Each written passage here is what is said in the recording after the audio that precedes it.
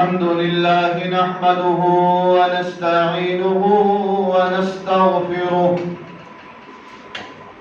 ونعوذ بالله من شرور أنفسنا وسيئات أعمالنا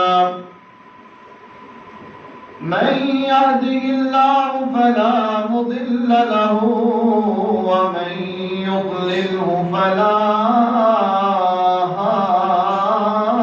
هادي له وأشهد أن لا إله إلا الله وحده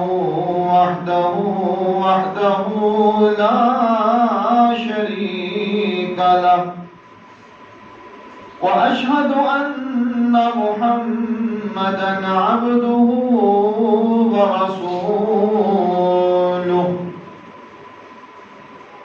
اللهم صل على محمد وعلى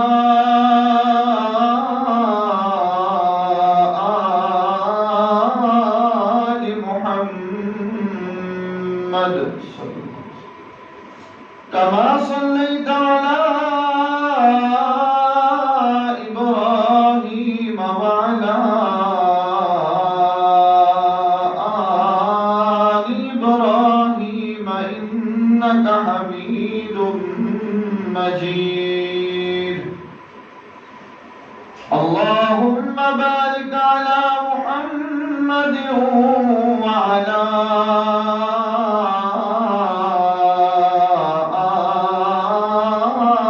آل محمد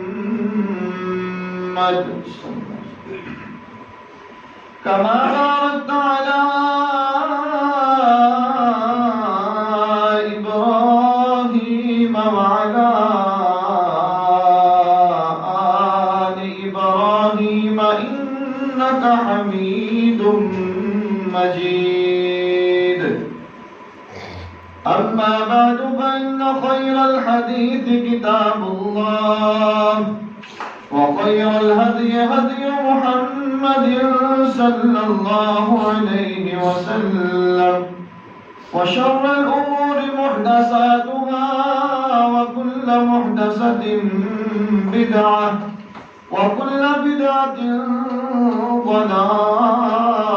ضلالة وكل ضلالة في النار رب اشرح لي صدري ويسر لي أمري واحلل عقدة من لساني يفقهوا قولي رب زدني علما رب زدني علما رب زدنا علما أعوذ بالله من الشيطان الرجيم بسم الله الرحمن الرحيم فصل لربك وانحر صدق الله مولانا العظيم حمد و ثنا تعریف تمجید تقدیس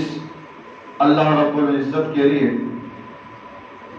جو کائنات کا پالنے والا ہے، خالق ہے، مالک ہے، رازق ہے، داتا ہے، گنج بخش ہے، لجپال ہے، غریب نواز ہے، غوث اعظم ہے، علی کل شیء قدیر ہے۔ درود و سلام آقا دو جہاں، امام الانبیاء، خطیب الانبیاء، امام اعظم، پیر اعظم، رہبر اعظم، مرشد اعظم، امام کائنات، نبی التوبہ، نبی الرحمہ، بشیر نذیر، سراج منیر صلی اللہ علیہ وسلم کی ذات اقدس پر ہوں۔ باری تعالیٰ سے دعا ہے کہ اللہ ہمارا یہاں پر آنا، بیٹھنا، سننا، سنانا اللہ تعالیٰ اپنی بارگاہ کے اندر منظور و مقبول فرمائے، ہم سب کا ذریعہ نجات کا سبب بنے۔ اللہ ہم سب کو بار بار اپنے گھر کی زیارت نصیب فرمائے۔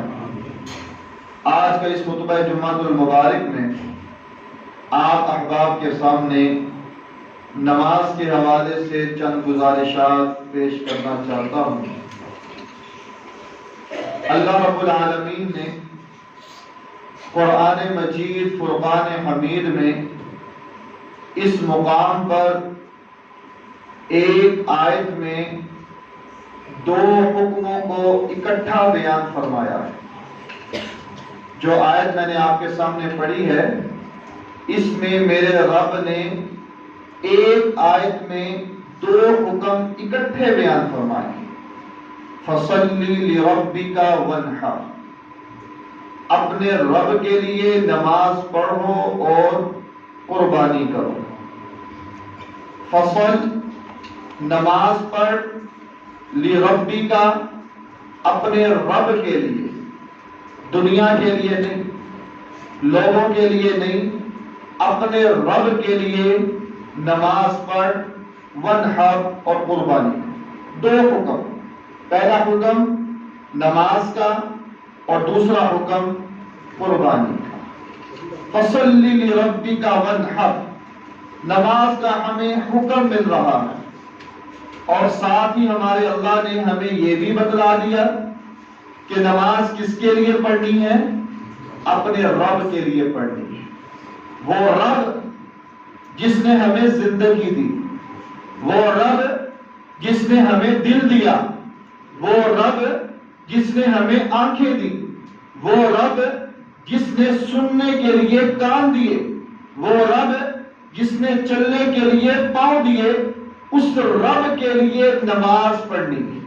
اور یہ ہمیں حکم مل رہا ہے، فَصَلِّ لِرَبِّكَ وَانْحَرْ، کہ اے لوگوں، دنیا والوں، دنیا کے مسلمانوں، جہاں پر بھی ہو، جس مقام پر بھی ہو، جیسے بھی ہو، جس حال میں بھی ہو، تم نے نماز پڑھنی ہے، نماز پڑھنی۔ اور یقین جانیے، بڑی خوشی کی بات ہے کہ پچھلے دنوں عید الاضحیٰ گزری ہے، اس میں لوگوں نے لاکھوں روپیہ خرچ کر کے قربانی کی ہے۔ لوگوں نے محنت مشقت سے کمایا ہوا پیسہ جو ہے اس کو خرچ کر کے قربانی کی، اور حقیقت میں خوشی کی بات ہے۔ اور وہ پیسہ جو ہے یقینی طور پر انسان محنت سے کماتا ہے، مشقت سے کماتا ہے، دن رات محنت کرے، پھر اس کے پاس مال آتا ہے، اس مال سے اس نے قربانی کی۔ اور یہ انسان کے اندر جذبہ ہے کہ میرے اندر یہ احساس ہے کہ میں مسلمان ہوں اور مجھے حکم ملا ہے کہ میں نے قربانی کرنی ہے، اور یہ جذبہ مسلمان کے اندر ہوتا بھی ہے۔ لیکن اس کے ساتھ ساتھ جب وہ پیسے کما رہا تھا، جب وہ کاروبار کر رہا تھا، جب وہ دنیا میں مصروف تھا، تو شریعت نے ایک حکم اور بھی نازل کیا تھا کہ تم نے نماز بھی پڑھنی ہے، جو فرض ہے اس کو بھی تم نے ادا کرنا ہے۔ ان لاکھوں روپیوں کو حاصل کرنے کے لیے جو تم محنت کر رہے ہو، اس کے ساتھ ساتھ تم نے نماز بھی پڑھنی ہے، کیونکہ نماز کے بغیر گزارا نہیں۔ میرے رب نے اس مقام پر پہلے نماز کا حکم دیا ہے اور اس کے بعد قربانی کا حکم دیا ہے۔ نماز جو ہے وہ ہر مسلمان پر فرض ہے، صحت مند ہو اس پر بھی نماز فرض ہے، بیمار ہو اس پر بھی نماز فرض ہے، مسافر ہو وہ بھی نماز پڑھے گا، مقیم ہو وہ بھی نماز پڑھے گا، عورت ہو مرد ہو نماز پڑھے گا۔ نماز ہر مسلمان پر فرض ہے، لیکن قربانی ہر مسلمان پر فرض نہیں۔ استطاعت ہے تو قربانی کر لو، مال ہے تو قربانی کر لو، دولت ہے تو قربانی کر لو، اگر نہیں ہے تو نہ کرو، کوئی گناہ نہیں۔ لیکن نماز، شریعت نے ایک قانون بنا دیا کہ نماز جو ہے وہ کسی حالت میں بھی معاف نہیں ہے۔ کھڑے ہو کر پڑھ سکتے ہو تو کھڑے ہو کر پڑھو، اگر کھڑا نہیں ہوا جا رہا تو بیٹھ کر پڑھو، بیٹھا نہیں جا رہا تو لیٹ کر پڑھو، اور لیٹ کر بھی اگر تمہارا وجود نہیں ہل پا رہا تم اپنے ہاتھوں کو نہیں ہلا سک رہے، اگر تم اپنے پاؤں کو نہیں ہلا پا رہے، اگر تم اپنے وجود کو نہیں ہلا پا رہے تو کوئی بات نہیں، اپنی زبان کی حرکت سے ہی نماز کو پڑھ لو، اللہ تمہاری نماز کو قبول کر دے گا۔ لیکن نماز کسی حالت میں بھی معاف نہیں ہے، کوئی بھی حالت ہو نماز معاف نہیں ہے۔ حتیٰ کہ رسول اللہ صلی اللہ علیہ وسلم کی وہ حدیث کہ وہ ایک بزرگ انسان جو دنیا میں مصروف رہا، اس کو نماز نہ آئی، اب وہ نماز یاد کرنے کی کوشش کرتا ہے، نماز سیکھنے کی کوشش کرتا ہے کہ مجھے نماز آ جائے، لیکن بڑھاپے کی وجہ سے وہ نماز نہیں یاد کر پا رہا۔ اب شریعت نے اس کے بارے میں کیا کہا ہے؟ شریعت نے اس کو بھی کہا کہ تو نماز پڑھ، فصل تو نماز پڑھ۔ اب کیا کرے گا؟ نماز تو اس کو آتی نہیں ہے، پورا ہو گیا ہے، دماغ کام نہیں کرتا، وجود ساتھ نہیں دے رہا، لیکن شریعت کہتی ہے فصلی لربک، اپنے رب کے لیے نماز پڑھ۔ رسول اللہ صلی اللہ علیہ وسلم نے فرمایا وہ انسان نماز میں سبحان اللہ، الحمدللہ، اللہ اکبر ہی پڑھ لے، میرا اللہ اس کو نماز کا ثواب عطا فرمائے گا۔ لیکن نماز معاف نہیں ہے، نماز کی رخصت نہیں ہے، کوئی بھی حالت، جنگ ہو، میدان جنگ ہو، لڑائی ہو رہی ہو، دشمن سامنے ہو، گولیاں چل رہی ہو، اسلحے کے ساتھ مسلمان میدان جنگ میں موجود ہو، اس حالت میں بھی نماز معاف نہیں ہے۔ شریعت کا کیا حکم ہے کہ نماز کس رخ پڑھنی ہے؟ قبلے کی طرف، قبلے کی طرف منہ کر کر نماز پڑھنی ہے۔ اب میدان جنگ ہے، دشمن سامنے کھڑا ہے، قبلہ یہاں ہے، تو شریعت کیا کہتی ہے کہ نماز نہ پڑھو؟ نہیں، شریعت کہتی نماز پڑھنی ہے، ہر حال میں پڑھنی ہے۔ اگر تمہارا قبلہ اس طرف ہے اور دشمن تمہارا سامنے ہے تو شریعت کہتی ہے کہ تم اس طرف منہ کر کے نماز پڑھ لو، نماز کی رخصت نہیں ہے، نماز کی معافی نہیں ہے۔ قبلہ ملے تب بھی، قبلہ نہ ملے تب بھی تم نے نماز پڑھنی ہے۔ ظہر کی کتنی رکعتیں ہیں؟ 4۔ فرض کتنے ہیں ظہر کے؟ 4۔ اب شریعت نے کیا کہا؟ میدان جنگ لگا ہوا ہے، لڑائی ہو رہی ہے، دشمن سامنے ہے، نماز کی معافی نہیں ہے، شریعت نے رخصت دے دی کہ نماز پڑھنی ہے لیکن 2 پڑھ لو، 2 رکعت پڑھ لو، لیکن دشمن پھر سامنے ہے، شریعت نے کہا 2 نہ صحیح 1 پڑھ لو، 1 رکعت پڑھ لو، لیکن پڑھنی ضرور ہے۔ نماز کی معافی نہیں ہے، نماز کی رخصت نہیں ہے۔ ظہر کی نماز میدان جنگ میں حالت خوف میں 4 سے 1 تو ہو سکتی ہے لیکن معاف نہیں ہو سکتی۔ اب میدان جنگ میں دشمن سامنے ہے، وہاں قیام نہیں ہو سکتا، وہاں رکوع کرنا مشکل ہے، وہاں سجدہ کرنا مشکل ہے، سجدے میں جائیں گے تو دشمن وار کر دے گا۔ اب شریعت نے کیا کہا کہ نماز نہ پڑھو؟ نہیں، نماز کی رخصت نہیں ہے، نماز کی معافی نہیں ہے۔ شریعت نے کہا کہ نماز پڑھنی ہے، سواری پر سوار ہو جا، لڑائی بھی کر، اگر تو کھڑے ہو کر قیام کر سکتے تو کر لے، وگرنہ تو دوڑتے ہوئے نماز پڑھ لے، اشاروں سے نماز پڑھ لے، نماز تو نے لازمی پڑھنی ہے، نماز کی معافی نہیں ہے۔ اور آج ہمارے لیے لمحہ فکریہ ہے، آج ہم جس راہ پر کھڑے ہیں، آج ہم جو کچھ کر رہے ہیں، ہمیں اپنا محاسبہ کرنا ہے، ہمیں اپنا جائزہ لینا ہے، ہم نے اپنے آپ کو دیکھنا ہے۔ زندگی گزر رہی ہے، صبح ہوتی ہے، شام ہو جاتی ہے، جو فرائض ہمارے اوپر عائد ہے ہم اس کو ادا کر رہے ہیں کہ نہیں کر رہے؟ نماز تو معاف نہیں ہے۔ شریعت نے کہا بیمار ہے تب بھی، صحت مند ہے تب بھی، مسافر ہے تب بھی، مقیم ہے تب بھی، میدان جنگ میں ہے تب بھی تمہیں نماز لازمی پڑھنی ہے۔ اور آج کا مسلمان جس کو کوئی خوف نہیں، آج کا مسلمان جس کو کوئی پریشانی نہیں، آج کا مسلمان جس کو کوئی غم نہیں، اپنے گھر میں بیٹھا ہے، اپنی دکان میں بیٹھا ہے اور نماز کی پرواہ نہیں کر رہا، نماز کو ادا نہیں کر رہا، نماز کی طرف نہیں آ رہا۔ میرے بھائیو، فصلی لربک وانحر، کہ نماز پڑھو، نماز کے بغیر چارہ نہیں ہے۔ اور آپ نے دیکھا ہوگا یہ بڑی عید جو گزری ہے، عید الاضحیٰ، بڑی بارش ہوئی، تقریباً پورے لاہور میں بارش ہوئی. اور عید کا کیا سما تھا؟ جب عید کی نماز ہوئی تو مساجد کیا تھی؟ تقریباً بھری ہوئی تھی. لوگ آئے، بچے آئے، عورتیں آئیں، نماز کے لیے آئے. کیا شریعت نے سال میں 2 نمازیں فرض کی؟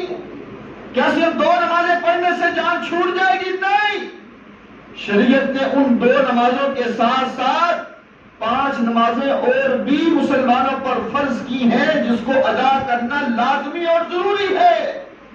اور یقین جانی یہ بات سمجھنے والی ہے، عید کی نماز اگر انسان نہ پڑھے تو گنہگار ہوگا، گناہ ہوگا. لیکن شریعت نے اس کی کوئی سزا ہمیں بتلائی نہیں، کوئی سزا نہیں بتلائی. یہ 5 نمازیں اگر انسان ان کو چھوڑتا ہے، فجر کے متعلق، عصر کے متعلق، عشاء کے متعلق پیغمبر علیہ السلام نے بتلایا کہ جو انسان ان نمازوں کو چھوڑتا ہے وہ فلاں فلاں عذاب میں مبتلا ہوگا. اور آج مسلمان اس کو ادا نہیں کرتا. آج مسلمان کے پاس ٹائم نہیں ہے. آج دنیا کی رنگینیوں میں اتنا دس چکا ہے کہ مسلمان نماز کے لیے وقت نہیں نکال رہا. ہم مسلمان ہیں، ہم کلمہ پڑھنے والے ہیں، کلمے کا اقرار کرنے والے ہیں، اور ہر مسلمان اس بات کو جانتا ہے. کوئی ایسا شخص نہیں ہوگا جس کو نہ پتا ہو. ہر کو پتا ہے کہ نمازیں کتنی ہیں، 5. اور ہر کو پتا ہے کہ 5 نمازیں فرض ہیں. ہر مسلمان کو پتا ہے. لیکن پھر یہ مضمون بیان کرنے کی ضرورت کیوں پیش آئی؟ یہ مضمون کیوں بیان کیا جا رہا ہے؟ اس وجہ سے تاکہ ہمارے اندر احساس پیدا ہو. جو ہمارا ضمیر مردہ ہو چکا ہے وہ جاگ جائے، جو ہمارا ایمان کمزور پڑ چکا ہے وہ دوبارہ حرکت میں آئے کہ مسلمانوں جو ذمہ داری ہماری تھی ہم اس کو ادا کر رہے ہیں کہ نہیں کر رہے.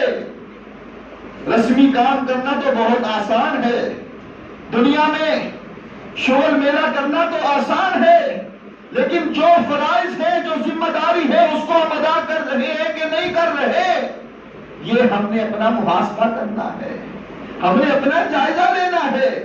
پیغمبر علیہ السلام صلی اللہ علیہ وسلم جب کوئی چیز فرض کرتے تو لوگوں کو بتلا دیتے. جبریل آتے، اللہ کی طرف سے آتے اور پیغام دیتے، اور آپ صلی اللہ علیہ وسلم لوگوں کو بتلا دیتے کہ مسلمانوں تم پر حج فرض ہے، مسلمانوں زکوٰۃ ادا کرنا فرض ہے، اور مسلمانوں رمضان کے روزے رکھنا فرض ہے. لیکن جب نماز کی باری آئی تو میرے اللہ نے پیغمبر علیہ السلام کو اپنے پاس بلایا، معراج کی سیر کروائی، 7 آسمان کی سیر ہوئی، سدرۃ المنتہا پہنچے، سدرۃ المنتہا سے بھی آگے اللہ سے کلام ہو، اللہ سے بات ہوئی. 7,000 پردوں کے پیچھے ایک دوسرے سے کلام ہوا، اور کیا ملا، کیا تحفہ ملا؟ اللہ نے فرمایا محمد صلی اللہ علیہ وسلم ہم نے آپ کی امت پر 50 نمازوں کو فرض کیا ہے. مشہور حدیث اکثر آپ نے سنی، 50 نمازوں کو فرض کیا ہے. آپ صلی اللہ علیہ وسلم واپس آئے، راستے میں کس سے ملاقات ہوئی؟ موسیٰ علیہ السلام. اللہ رحمت فرمائے. موسیٰ علیہ السلام کہا محمد صلی اللہ علیہ وسلم کیا ملا؟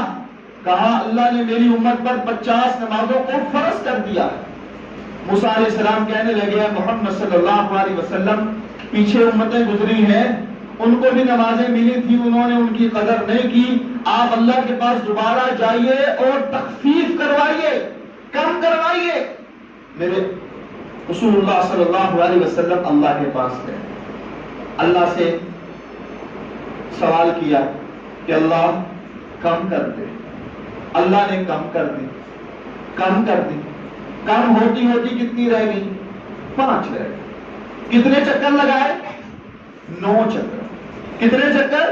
صحیح مسلم کی روایت ہے کہ پیغمبر علیہ السلام نے 9 چکر لگائے. موسیٰ علیہ السلام کتنے آسمان پر تھے؟ 4تھے آسمان پر. یہ سفر آپ نے کیا، 9 چکر لگائے. کس کے لیے؟ امت کے لیے. اور میرے اللہ نے فرمایا محمد صلی اللہ علیہ وسلم آپ کی امت پڑھے گی تو 5، لیکن اجر کتنے کا ملے گا؟ 50۔ اور لیکن آج امت جو ہے اس 5 کو بھی بلا بیٹھی۔ کوئی نمازی ہے تو 2 نمازوں کا، کوئی نمازی ہے تو 3 نمازوں کا، کوئی نمازی ہے تو 1 نماز کا، شاد و نادر 5 نمازوں کے ہیں اور کچھ نہیں۔ میں نے اور آپ نے اپنا محاسبہ کرنا ہے۔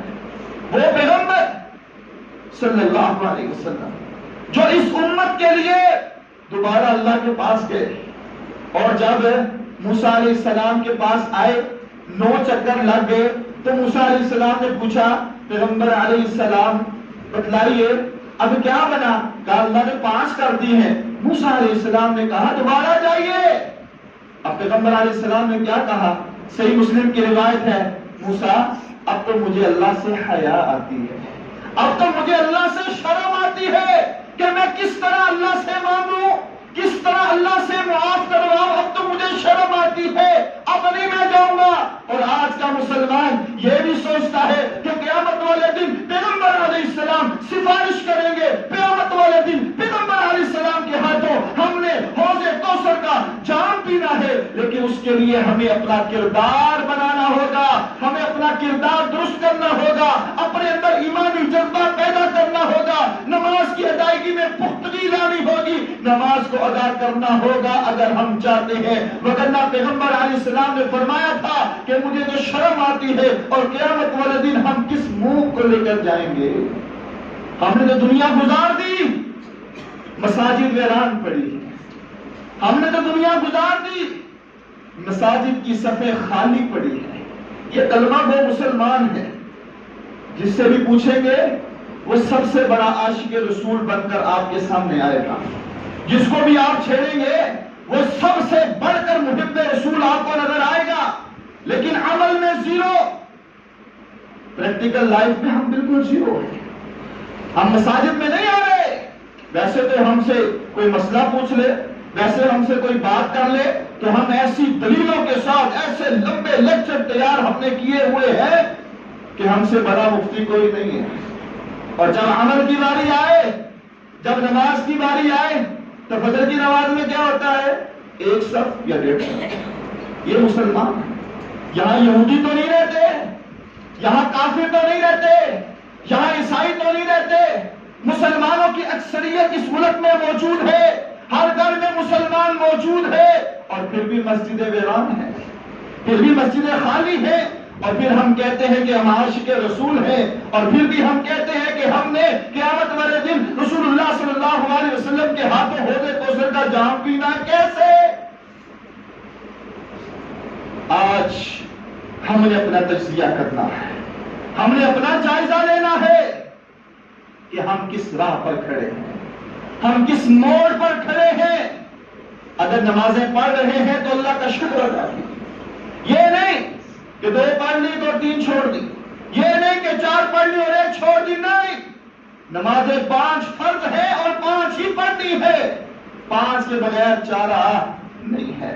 اگر 4 پڑھنے والا اور 1 چھوڑتا ہے تو میرے بھائی اپنی اصلاح کر لو، اس سے پہلے کہ موت آ جائے، اس سے پہلے کہ وقت پورا ہو جائے، اپنی اصلاح کر لو، اپنا محاسبہ کرو کہ میں مسلمان ہوں، میری ذمہ داری کیا ہے، اللہ نے کس لیے بھیجا، اور آج ہم کیا کر رہے ہیں، یہ میں نے اور آپ نے دیکھنا ہے، سوچنا ہے۔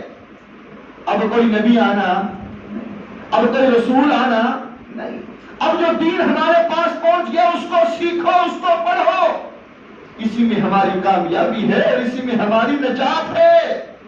لیکن آج بدقسمتی سے دین کیا سیکھنا، ہم نے تو نمازوں کو چھوڑ دیا، ہم نے تو فرائض کو چھوڑ دیا، کوئی 1 نماز کا نمازی ہے، کوئی 2 کا، کوئی 3 کا، کوئی 4 کا، کوئی 5 کا، اور ہم کس راہ پر چل پڑے ہیں، ہمارا شمار کن لوگوں میں ہو رہا ہے؟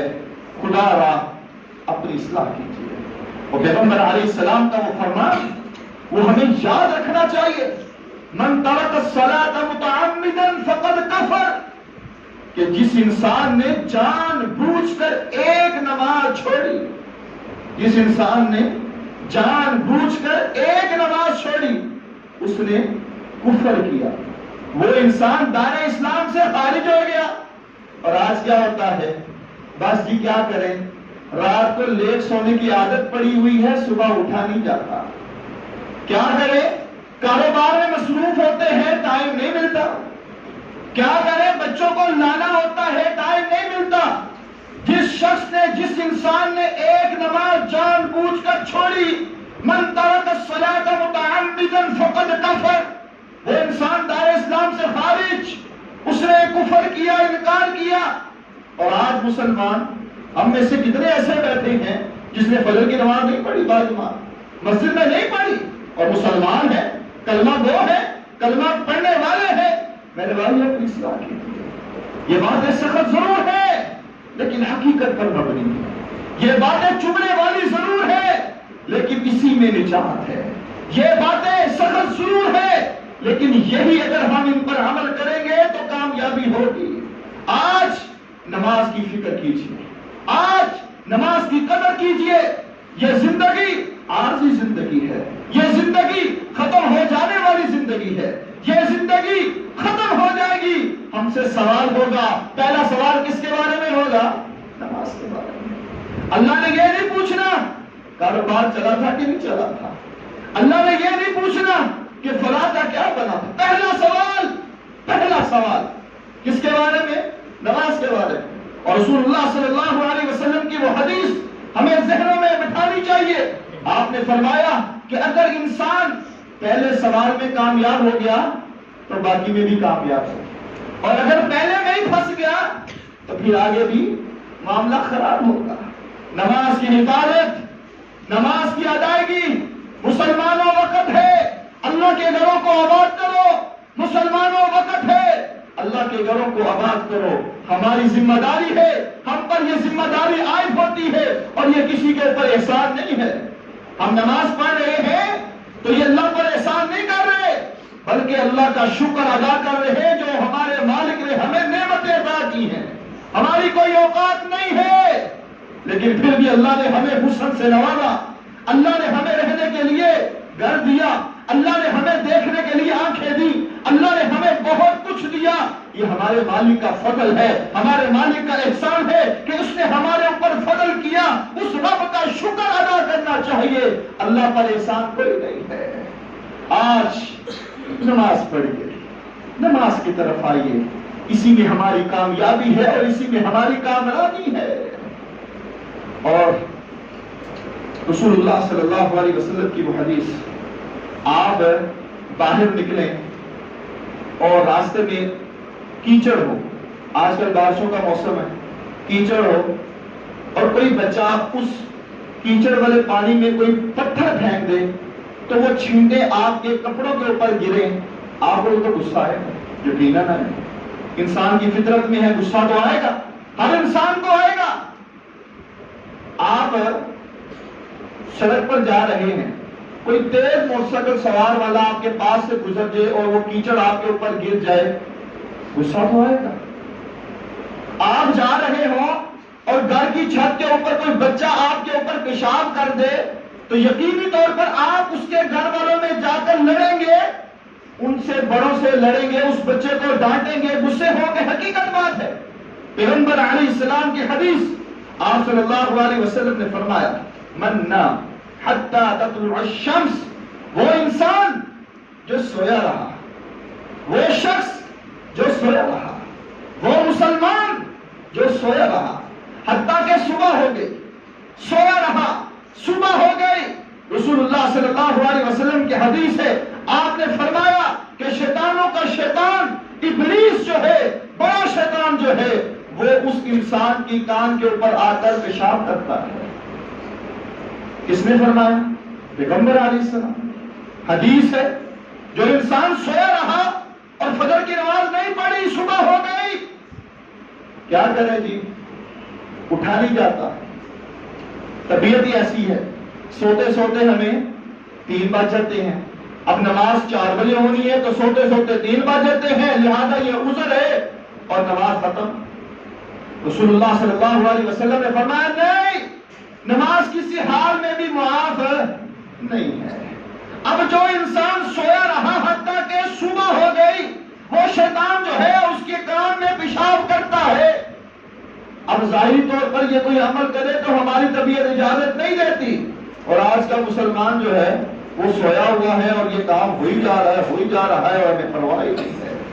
اللہ ہمیں نمازوں کی حفاظت کرنے والا بنائے، اللہ ہمیں نمازوں کی پابندی کرنے والا بنائے۔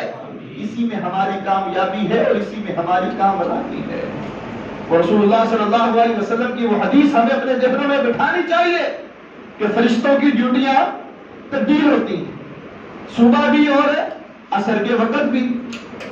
اب اللہ تو سب کچھ جانتا ہے، اللہ کو تو سب کچھ پتا ہے، میرے رب کو تو سب معلوم ہے کہ کیا ہو رہا ہے۔ ریت کے ذرات پوری دنیا میں جتنے ہیں سب میرے اللہ کو معلوم ہے کتنے ہیں۔ دنیا کی سائنس اس کو گن سکی نہیں گن سکی۔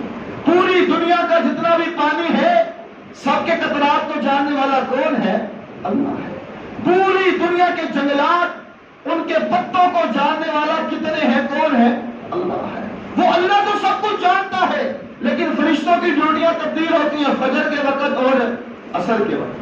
اب فجر کے وقت جب فرشتے اللہ کے پاس جاتے ہیں تو اللہ ان سے سوال کرتا ہے، کیا میرے بندو تم میرے بندوں کو کس حال میں چھوڑ کر آئے؟ اللہ فرماتے ہیں کس حال میں چھوڑ کر آئے؟ فرشتے کہتے ہیں اللہ وہ تیرا بندہ جو ہے وہ تو نماز پڑھ رہا تھا، وہ نماز پڑھ رہا تھا۔ اور جب عصر کے وقت فرشتے ڈیوٹیاں تبدیل ہوتی ہیں، اللہ پھر پوچھتے ہیں تو جب وہ فرشتے آگے سے کیا جواب دیتے کہ اللہ وہ تیرا بندہ نماز پڑھ رہا ہے۔ یہ ڈیوٹیاں تبدیل ہوتی ہیں، اور جب انسان نماز ہی نہ پڑھے تو پھر اللہ کے ہاں کیا لگے گی؟ غیر حاضری۔ اللہ کے رجسٹروں میں غیر حاضری لگے گی۔ تو میرے بھائیو مجھے اور آپ کو اپنا محاسبہ کرنا چاہیے۔ وہ شیطان جو ہے وہ انسان کے کان میں کیا کرتا ہے؟ پیشاب کرتا ہے۔ اور جو انسان صبح کے ٹائم اندھیرے میں اٹھتا ہے نماز کے لیے، اللہ کو منانے کے لیے، اپنی نیند کو قربان کر کے اپنے بستر کو چھوڑ کر مسجد کی طرف آتا ہے، رسول اللہ صلی اللہ علیہ وسلم نے فرمایا کہ میرا اللہ اس ایسے انسان کو نور عطا فرما دیتا ہے۔ ایک نور، وہ نور کیا کرے گا؟ وہ نور کیسا ہوگا؟ اذا الشمس كبرت واذا النجوم انكدرت واذا الجبال سيرت۔ جب قیامت ہوگی تو سورج جو ہے وہ بے نور ہو جائے گا، قیامت جو برپا ہوگی تو سورج جو ہے وہ لپیٹ دیا جائے گا، تارے جو ہے وہ بے نور ہو جائیں گے۔ اذا السماء انفطرت واذا الكواكب انتثرت واذا البحار فجرت واذا القبور بعثرت اذا الشمس كبرت واذا النجوم انكدرت واذا الجبال سيرت واذا العشار عطلت اذا السماء انشقت واذنت لربها وحقت واذا الارض مدت والقت ما فيها وتخلت۔ اٹھاؤ قرآن پکار رہا ہے، اٹھاؤ قرآن بول رہا ہے، قرآن کو پڑھ کر دیکھو، قیامت ہوگی، نور سب کچھ ختم ہو جائے گا، سورج بے نور ہو جائے گا، چاند بے نور ہو جائے گا، تارے ختم ہو جائیں گے، دنیا کا نظام درم برم ہو جائے گا، قبروں سے مردے اٹھیں گے، باہر نکلیں گے، اندھیرا ہوگا، اندھیرا ہوگا، کوئی نظر نہیں آئے گا۔ پیغمبر علیہ السلام کی حدیث ہے، وہ انسان جو صبح کے وقت اٹھا، اندھیرے میں اٹھا، کس کے لیے؟ رب کے لیے۔ کس کے لیے؟ اللہ کے لیے۔ کس کے لیے؟ دین کے لیے۔ کس کے لیے؟ جنت کے لیے۔ کس کے لیے؟ سفارش کے لیے۔ کس کے لیے؟ رسول اللہ صلی اللہ علیہ وسلم کے ہاتھوں حوض کوثر کا جام پینے کے لیے۔ وہ اپنے بستر سے اٹھا، ابھی اندھیرا تھا، مسجد کی طرف آیا، اللہ کے گھر کو آباد کیا، فجر کی نماز پڑھی۔ اس انسان کو میرا رب نور عطا کرے گا، کوئی اور نور نہیں ہوگا، کوئی اور روشنی نہیں ہوگی، اس انسان کو نور ملے گا، اور وہ نور کیا کرے گا؟ اس کی قبر سے لے کر میدان محشر تک اس انسان کے لیے روشنی ہو جائے گی۔ اللہ روشنی دے گا، اور وہ روشنی اس انسان ہی کے لیے ہوگی، کسی اور کے لیے نہیں ہوگی۔ اور آج ہم کہتے ہیں کہ بچوں کو لانا ہوتا ہے، آج ہمارے پاس بہانہ یہ ہے کہ فجر کے وقت اٹھا نہیں جاتا اور عصر کے وقت کاروبار بڑا عروج پر ہوتا ہے، لہذا یہ دونوں نمازیں ضائع ختم۔ میرے بھائیوں، جو رزق آپ کے ذمے اللہ نے لگا دیا ہے وہ آپ کو مل کر رہے گا، جو روٹی آپ کو ملنی ہے وہ مل کر رہے گی۔ نماز کی پابندی کیجیے، نماز کی آڑ میں آپ اپنی نوکری کو فوقیت مت دیجیے، اپنے کاروبار کو فوقیت مت دیجیے، اپنے مال کو فوقیت مت دیجیے، نماز کو فوقیت دیجیے، نماز کو اہمیت دیجیے، نماز پر وقت ٹائم پر مسجد میں ادا کیجیے، اسی میں ہماری کامیابی ہے، اسی میں ہماری کامیابی ہے۔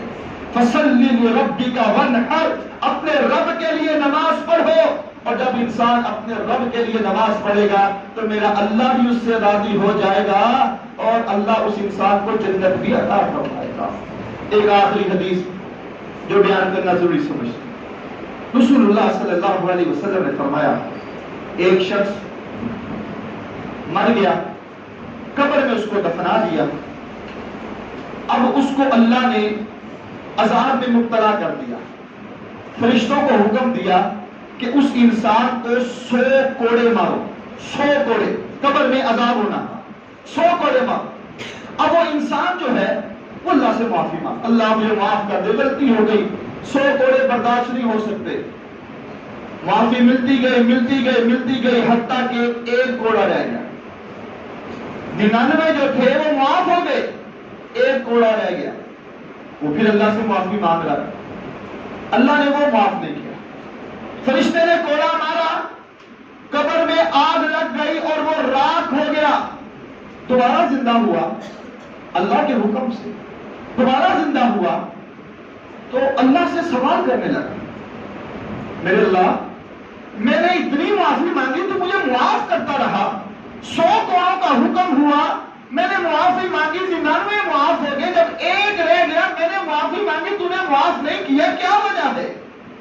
رسول اللہ صلی اللہ علیہ وسلم نے فرمایا، اس کو ایک کوڑا اس وجہ سے پڑا تھا کہ اس نے ایک نماز پڑھی تو تھی، ایک نماز پڑھی تو تھی، لیکن جان بوجھ کر اس نے وضو کے بغیر پڑھی تھی، ایک نماز پڑھی تو تھی لیکن جان بوجھ کر وضو کے بغیر پڑھی تھی، اس بغیر وضو کے نماز پڑھنے کی وجہ سے اس کو یہ سزا ملی جو اللہ نے معاف نہیں کی۔